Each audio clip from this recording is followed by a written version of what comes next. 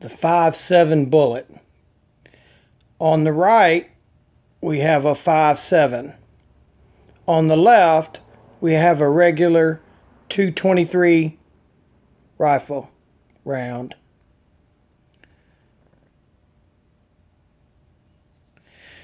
As you can see the difference, this reloading video is going to be about the way that I particularly reload the 5.7, and hopefully somebody can grab some tips and tricks that will help them better reload the 5.7 themselves.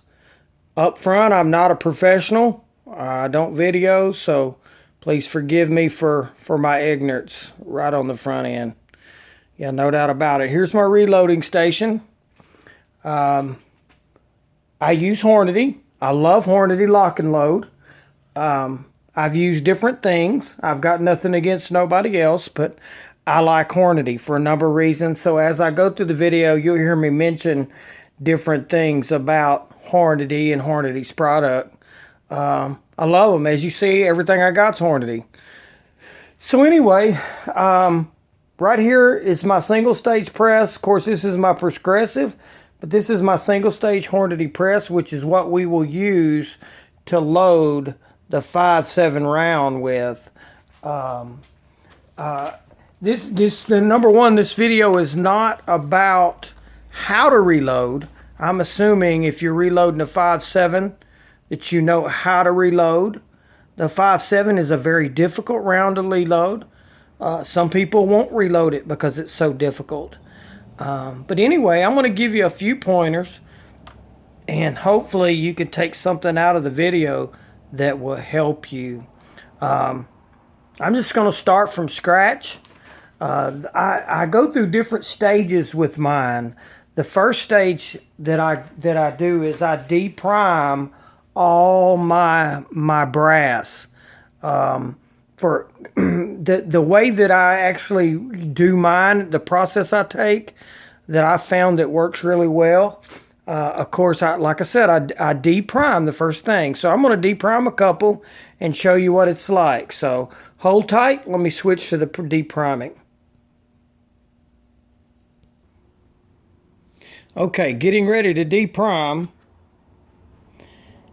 As you can see, one of the tips I want to give when depriming, I don't know if you can see it on this particular one right here, but there's three little lips on here. There are three little indentions that actually hold the primer in. And once you deprime this, on some brands of ammunition, you've got to go in and ream this back out before you can put another primer in it. I don't know if you can see them, but they're there. So that's one of the tips that I can give. You got to ream them out before you do it, before you can put a new primer back in. But what I'm going to do is I'm going to, when I deprime, I use a typical deprimer. I don't use the one that comes with the press. I don't use this deprimer. I use just a universal deprimer, and I go through and I run all of my brass through. Once I get them all deprimed, if they have the lips that I've talked about, I will ream them out, and then I will go to the cleaning station. But again, I go through and I deprime all my brass until I get a bucket full that I'm going to do in that session. Okay? Which will look like this. Which will look like that. So anyway, the next step that I take is I use a sonic cleaner. So hold tight and let me get set up on the sonic cleaner. Okay, now I'm set up on the sonic cleaner. I do use the Hornady's lock and load sonic cleaner. I like Hornady's product. Hey, what can I say? But anyway, Hornady has two different solution types that they sell. You can use others or make your own. Some people make their own. You got gun parts formula and case cartridge formula. The case is to clean brass with. The gun parts formula is non-abrasive. And this is the one I use on the 5.7 because it's non-abrasive. And the first tip I can give about the 5.7 is the 5.7 uses a coating. There is a, let me see if I can clear up on this where it can see it. There's a coating, see that coating on the casing? Now, I've seen different videos and different tips out there of what the coating's all about and why. Some say that in the pistol version of the 5.7, without that coating, it won't eject right and whatnot and all of that. But this I do know, you do need the coating on there. So in order to not take that coating off, you want to use a non-abrasive cleaner like that. So they say you can't run these through the tumbler. You can't put them through case solution. You're supposed to hand wash these, is what they say. Well, personally, I don't hand wash them. I put them through the sonic cleaner with a mild solution that's non-abrasive. And by the way, this particular one, I would not use this. I would cull them if they look like that, when they begin to look like that. If you prep these correctly, I usually get about 3 rounds out of them, three reloads out of my cases, but I take very good care of them. But anyway, so once you have got them deprimed, and I will take my solution, the gun parts formula. I'll put about a cup in and dump them in and kick up the time. Let them kick off. I do not use heat due to the coating on them, but I will run them for 30 minutes. If they're really dirty, I might even do it for an hour. It just depends. But once I clean them very well, I will then put them on paper or paper towel or cardboard, and I will let them dry overnight. Sometimes I might shoot a little heat to them, just a little bit, to make sure they're nice and dry. And then they're ready to go from this point. Once they've been cleaned, I go to my next stage of reloading the bullet. So, and that will be where I use the resizing die and begin to do that stage of it. So I'm going to pause the video and pick it up on the resizing die. Hold tight.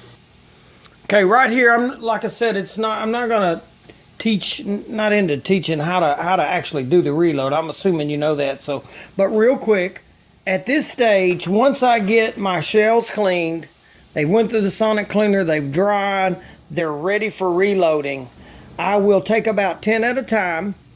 Well, before I do that, I go through and I make sure from the book that I have got my sizing correct, where everything's dead on, that I've got that point, and I make sure all my sizing's correct, and I make sure my powder is to the size and the formula that I'm going to use, and then I just drop it out. So I've got that part done, but as far as my brass, again, I'm getting my brass ready for resizing, so I do about 10 at a time. They've all been trimmed to length, and so at that point, I'm going to get ready to set up the resize die and show you the formula that I take. So once I got my 10, I go ahead and I hit them with a good shot of case lube. Now, one tip I can give, this case lube is very important. These 5.7 brass are very, very thin, especially the top neck there, very thin. And one of the problems I ran into in the beginning was I would crush that top, or if you don't get enough case lube on there, I can promise you, you will get this stuck inside the resizing die. I have had these things stuck I don't know how many times, and therefore you need to be very liberal with your case lube. Double spray them. Shoot, you're not going to hurt anything, man. They can't be too wet. Not only that, I take it a step further, personally, and I will shoot the inside of that when I get ready to start. You cannot, I'm telling you, with these things are so thin and so weak, you can't be too careful. So let me, now that I've got them sprayed, they're all trimmed, they're ready to go through the resizing die, which is my next step. So let me get set up there. Hold tight. Okay, I'm set up and get ready for my resizing die. With the 5.7, you got two dies. You got your bullet seat and you got your resizing die. On the resizing die, like I showed you, I just squirted an extra little bit in there. And then I put it in. Another tip, or another comment, I should say. One thing I like about Hornady is the lock and load bushings. I love the lock and load bushings. I used many different kinds prior to that, but once I had this thing's been set up for 2 years. Once I put this in here, I have not adjusted or tweaked or had to tweak it in 2 years. You can take that home to the bank. This baby's on every time, exactly every time, which is very, very, very important with the 5.7, because the 5.7 is very finicky, and everybody knows that. That's why not many people reload the 5.7, because it is so finicky. But so anyway, I've case lubed these babies down very well, and so here's how I do it. Very slowly. When you get to the point that it's there, don't bam jam it, but very slowly and very easily I mash it up in there just like that. Very gentle. I spin it and I do it again. I spin it and I do it again. When I'm done the 3 spins, on my downstroke, I will put my primer in and I will prime it. Pull it out. I test it with my case sizer. Looks good.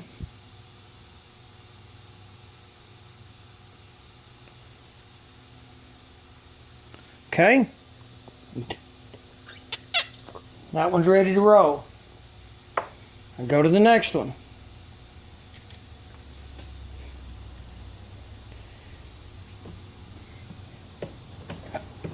Real easy. The trick, one of the things is doing it 2 or 3 times seemingly has worked very well for me. But again, once the dies are set up, they should be dead on. And then there you go. We'll test it with the case sizer. Beautiful. Let's do one more. Another tip that I can give that I have learned, when you resize a 5.7, if there is anything going on, it's not seating right, it's swelling too big, where it won't fit, so on and so forth, almost 100% of the time it's these dies are not set up right. Check your dies, start from scratch, start back over, do it all over again, and make sure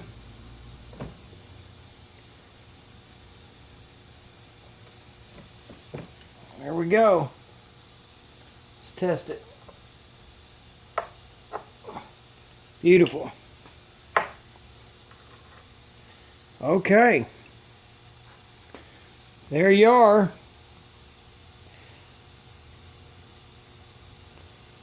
Ready to go. So let's go to the next stage, which is putting the powder in. Let me get reset up there. Hold tight. So like I stated, I've got my powder ready. It's to the book, to spec, always to spec. I always do the low end. I don't shoot competition. I just plink. I'm not trying to be the baddest and the greatest, but I want my bullets to work. And so I put it on spec on the low end. I've used this thing enough to know my Hornady drop is almost on point every time. Although every 5 shells, I will check it with the weight. I'll check the weight and make sure that this thing is dispensing properly every 5 shells. You cannot be safe enough with ammunition. That's just the way it is. But mine is ready. So all I do is I take my little funnel. Done. Just like that. It's all pre-measured, and it's like that when I'm making my bullets. And again, about every 5 bullets, I will stop and check. Although I know it's going to be right, it's just the right thing to do. But anyway, so let me get set back up on the seating die. Here we go, rolling along.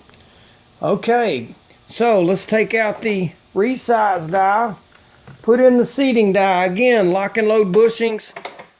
Great. Don't have to worry about it. Okay, so I will take my bullet, and this is one of the key factors that I have learned over time. I feel like it's key, is this last stage. Remember, the neck is very, very weak and very thin. Therefore, well, how straight this thing in here is key. And you see how this moves? So to compensate for that movement, when you go up, you have to be very gentle and very careful. Let it go all the way up till it sets. See, there it is, it sets. Now this is key. From this point, you ease it down. And you'll feel it. By doing that, if you go real quick with this, you will ruin or bulge this neck, and then it won't seat in the gun properly. That's been the biggest thing I have found is this neck. But by going very, very slow, it will normally work 100 at a time. 100 times out of 100, it will be on point. Again, I think the biggest tip I can give you here is when you engage the bullet seating process, you do it very gentle and very slow, just like that. And I've made thousands of these bullets. 100% of the time, it will work for you, just like that.